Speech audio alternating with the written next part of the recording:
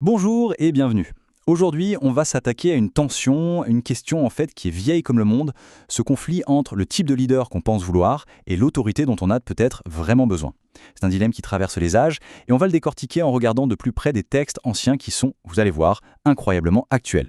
Voilà la question de fond, n'est-ce pas? Quand il s'agit de leadership, vers qui se tourne-t-on?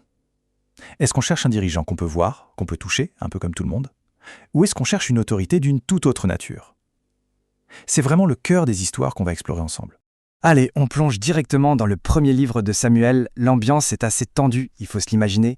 Les anciens d'Israël, donc les leaders de la communauté, viennent voir le prophète Samuel et ils ont une demande qui va absolument tout changer. Ce qui est dingue ici, c'est que cette demande, c'est une vraie rupture, une rupture radicale.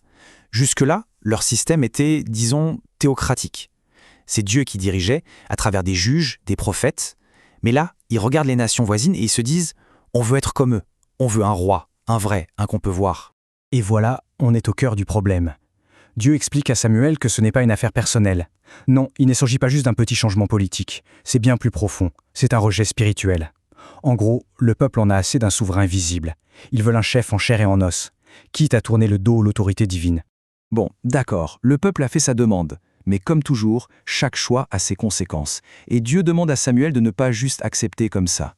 Non, il doit leur présenter la facture en quelque sorte, leur donner un avertissement très très clair sur ce que la royauté humaine signifie. Vraiment. La liste est brutale, il n'y a pas d'autre mot. Un roi humain, il ne va pas se contenter de diriger. Non, il va prendre. Il prendra les enfants pour la guerre ou pour le service, il prendra les meilleures terres, il prendra une partie des récoltes. Et le point final, c'est le plus terrible, la perte de la liberté. Le prix à payer pour ce leader visible, c'est une forme d'esclavage. Et c'est là que ça devient vraiment poignant. Même après cet avertissement terrible, leur décision est prise. C'est non négociable. Ce désir d'avoir un chef tangible, une structure de pouvoir qu'on peut voir et toucher, est plus fort que la peur de l'oppression. Ils sont prêts à en payer le prix fort. Alors, maintenant, faisons une pause et changeons complètement d'angle. On va mettre en contraste cette vision d'une autorité qui prend, qui a servi, avec un modèle radicalement différent qu'on trouve dans la poésie des psaumes. Quel changement de ton! On passe de la conscription, des impôts, à un chant d'amour et de fidélité. Cette simple ligne du psaume 89 nous ouvre la porte sur une toute autre idée de l'autorité. Une autorité qui n'est pas basée sur la force ou l'exigence, mais sur la relation et sur le don. Et ce tableau, il résume tout parfaitement. D'un côté, on a une autorité qui s'approprie les ressources, les gens, pour son propre pouvoir. Et de l'autre, une autorité qui donne, qui renforce, qui offre des choses immatérielles, mais tellement essentielles, comme l'amour et la fidélité. C'est vraiment l'opposition entre une autorité qui vide et une autorité qui remplit. Faisons maintenant un bond de plusieurs siècles dans le futur.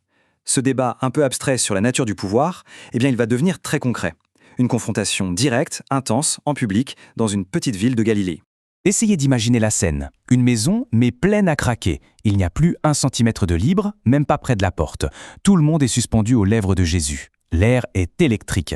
C'est dans cette atmosphère de concentration maximale qu'un truc complètement fou va se passer. Là, on voit ce que c'est que la détermination, la foi en action. Le chemin normal est bloqué, pas de problème, ils en inventent un autre. Et cet acte un peu fou de défoncer un toit pour descendre leur ami, ce n'est pas juste une anecdote. Ça montre l'urgence, la conviction absolue que la personne à l'intérieur de cette maison a une autorité unique. Et là, c'est le choc. Stupeur générale. Tout le monde s'attend à une guérison physique, à une parole de réconfort. Mais Jésus, il va plus loin. Il s'attaque à une blessure bien plus profonde, une blessure invisible, celle de l'esprit. Et en faisant ça, il revendique une autorité qui va bien au-delà de celle d'un simple guérisseur. Et voilà, la confrontation est posée. Les experts de la loi, les scribes, ils comprennent tout de suite ce que ça implique. Pour eux, c'est limpide. Seul Dieu peut pardonner les péchés. Donc cet homme, Jésus, vient de s'attribuer un pouvoir qui n'appartient qu'à Dieu. Et l'accusation de blasphème, à l'époque, c'est la plus grave qui soit. La tension est à son comble. Une affirmation extraordinaire a été faite, un défi silencieux a été lancé. Maintenant, les mots ne suffisent plus. Il faut une preuve, une démonstration de pouvoir que personne, absolument personne, ne pourra contester. Ce qui est incroyable, c'est qu'il ne répond pas à leurs paroles, mais à leurs pensées. Il met le conflit sur la table, au grand jour. Et il ne recule pas, au contraire, il réaffirme ce qu'il vient de dire. En gros, il leur dit « Vous avez raison, seul Dieu peut pardonner. Alors laissez-moi vous montrer que cette autorité divine est bien là, ici, sur terre. » C'est le moment de vérité. L'ordre est simple, direct, puissant. Il connecte la guérison physique, visible, à l'autorité spirituelle invisible qu'il vient de revendiquer. C'est un test en public. Si l'homme ne se lève pas, tout s'écroule. Et la preuve arrive, immédiate, complète, totale. Ce n'est pas une guérison lente, non, c'est une restauration instantanée. L'homme qui a été descendu, impuissant, repart sur ses deux jambes en portant l'objet même qui symbolisait sa maladie. C'est une preuve irréfutable. Le verdict du public est unanime. D'abord, la stupéfaction, l'émerveillement devant quelque chose qui les dépasse complètement. Et cette stupéfaction, elle se transforme en louange. Ils viennent de voir une autorité à l'œuvre qui, pour eux, ne peut venir que de Dieu. Alors, si on résume un peu tout ça.